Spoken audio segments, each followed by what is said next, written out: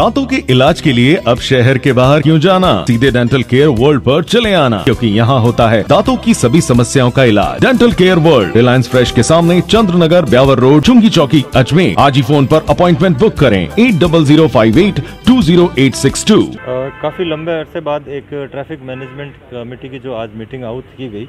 उसमें various issues पे हमने डिस्कशन किया, कुछ निर्णय किए, कुछ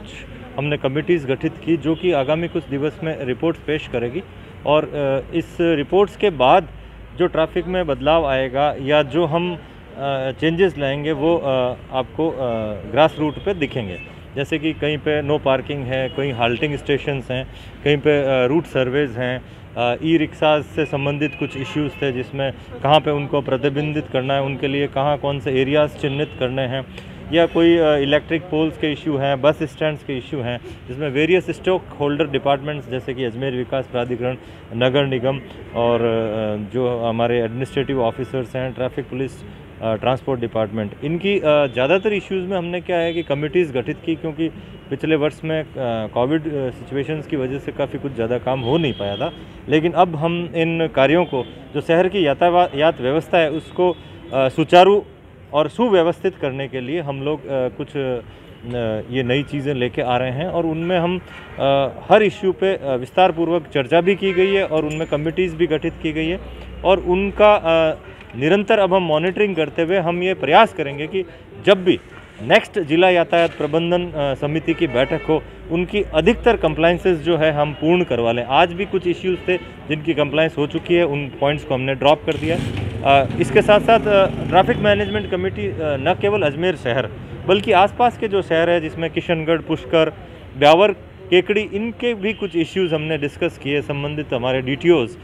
SDM साहिबान और बाकी जो भी संबंधित अफसरान हैं उनको हमने निर्देश इस कमेटी के मीटिंग प्रोसीडिंग्स के माध्यम से हम देंगे कि वहाँ क्या क्या जो ट्रैफिक में लैक्यूनाज हैं अथवा क्या क्या ऐसी चीज़ें हैं जो बस स्टैंड से संबंधित है या नो पार्किंग से संबंधित है या अवैध वाहनों के संबंधित है या जो मोटर व्हीकल ऑफेंसेस से संबंधित हम जो ट्रांसपोर्ट डिपार्टमेंट और पुलिस डिपार्टमेंट जो चालानिंग सिस्टम है वो किस प्रकार से एग्जीक्यूट करेगी। तो इस संबंध में हमारी जो ट्रैफिक मैनेजमेंट कमेटी है उसने विस्तार पूर्वक सारे इश्यूज़ जो कम से कम तकरीबन 20 से 25 इश्यूज़ थे उन पे हमने बहुत अच्छे से विचार किया है और लगातार इसका सतत पर्यवेक्षण के द्वारा हम चाहेंगे कि ये लगातार ये इश्यूज़ टेकअप होने के साथ साथ एग्जीक्यूट भी हो, ये हमारी रहेगी। सर, अवैध संचालन को रोकने के लिए परिवहन विभाग ने कई बार जिला प्रशासन से बातचीत की, लेकिन नतीजा सिफर रहा। क्या इस दौरान इस संबंध में कोई बातचीत हुई? क्या कोई विशेष या ठोस रणनीति बनाई जाएगी? देखिए, अवैध वाहनों से संबंधित जो है हमने जो चालान्स बनाए थे, हमने और ट्रैफिक पुलिस ने, उन चालानों की हमने संख्या दी थी, वो तकरीबन 700 या 800 चालान थे। चालान हमारे प्रवर्तन कार्यों को बताने का एक तरीका है, लेकिन जिस प्रकार से अवैध वाहनों के बारे में आपने बताया कि अभी तक नतीजे वैसे प्राप्त नहीं हो रहे हैं जैसा कि अपेक्षा की जाती रही है, तो इसके लिए अभी 15 दिवस 20 दिवस पूर्व ट्रांसपोर्ट डिपार्टमेंट ने पूरे राजस्थान में भी एक मुहिम चलाई थी जिसमें बहुत लार्ज स्केल पे हमने जो बसें छत पे सामान लेके जाती है या जो विदाउट परमिट्स है या परमिट वायलेशन करके चलती है, उनके तकरीबन 200 से 250 हमने चालानिंग भी की है और उसमें जो छत के ऊपर लगेज है वो तो तकरीबन हमने समाप्त करवा दिया है। ऐसी बसेस जो बिना परमिट्स हैं या परमिट वायलेशन हैं उनकी धरपकड़ बड़ी तेज़ तरीके से की गई थी, उससे हमें काफ़ी रेवेन्यू भी प्राप्त हुआ और उसका ही नतीजा है कि इस माह का हमारा टारगेट भी लगभग 100% पूर्ण हो जाएगा। लेकिन राजस्व से भिन्न बात करते हुए मैं रोड सेफ्टी पे बात करूंगा कि रोड सेफ्टी के लिए परमिट वायलेशंस या विदाउट परमिट जो बसेस संचालित हो रही है उनके विरुद्ध भी समय समय पर हम कार्रवाई करते रहे हैं और आगे भी करते रहेंगे। सर, अभी देखा गया है इन दिनों बहुत जल्दी में 2-3 ऐसे हादसे हुए जहां पर परिवहन विभाग के निरीक्षकों को या जो संबंधित कर्मचारी है वो निकल गए। क्या ऐसी स्थिति में जिला प्रशासन से कहीं कोई उम्मीद या मदद की बात की जाएगी? देखिए, जैसा कि मुझे जितनी भी जानकारी है, इंस्पेक्टर्स को तो नहीं रौंदा है। अभी गत दिनों भीलवाड़ा में शायद एक गार्ड की एक्सीडेंट में डेथ हो गई है। अब उसके लोकल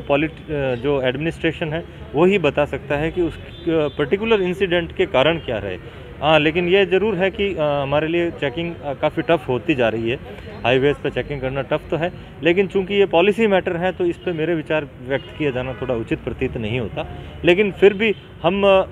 चेकिंग भी करें तो रोड सेफ्टी पैरामीटर्स की पालना करते हुए, तथा चेकिंग भी अगर हम करें तो प्रवर्तन कार्य ढंग से भी हो जाए और एक्सीडेंट भी नहीं हो, क्योंकि गाड़ी को रोकते हैं तो पीछे से गाड़ी आके अगर मान लीजिए उसमें कोई कोलाइड हो जाती है, कोई कैजुअलिटी हो जाती है तो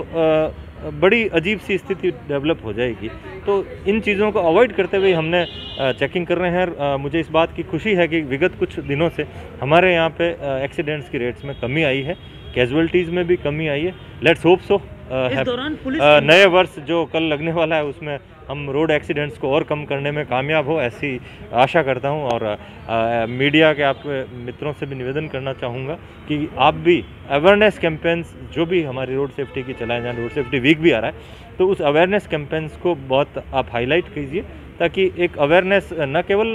डेटरेंट एक्शन बल्कि अवेयरनेस भी एक मुद्दा होता है